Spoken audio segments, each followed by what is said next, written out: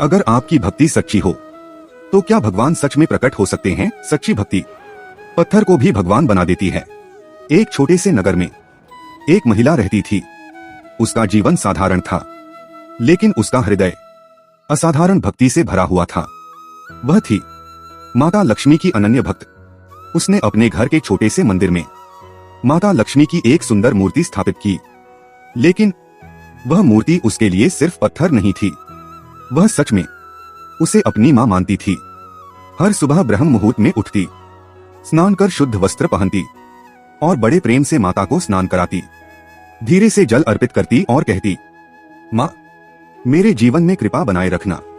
वह माता का श्रृंगार करती, सुगंधित पुष्पमाला पहनाती, दीप जलाती और फिर अपने हाथों से बनाई हुई खीर का भोग लगाती। भोग रखते समय उसकी आंखें नम हो जाती। मां, एक दिन तो इस मूर्ति से प्रकट होकर मेरे हाथों से भोग स्वीकार करो। गांव के लोग उसका मजाक उड़ाते, कहते मूर्ति पूजा व्यर्थ है, भगवान तो हमारे अंदर हैं।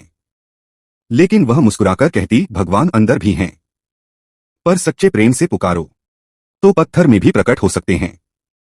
उसकी भक्ति में न कोई दिखावा था, न कोई स्वार्थ, सिर्फ निष्काम प्रेम। एक दिन दीपावली की पावन रात्रि थी। पूरा घर दीपों से जगमगा रहा था।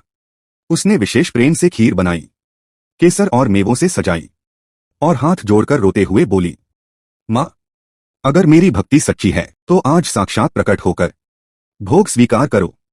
अचानक पूजा कक्ष में एक दिव्य प्रकाश फैल गया।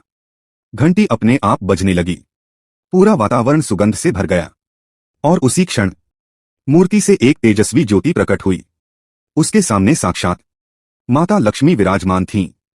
कमलासन पर बैठी, स्वर्णिम आभा से प्रकाशित, मधुर मुस्कान के साथ माता ने कहा, पुत्री, सच्ची भक्ति कभी व्यर्थ नहीं जाती।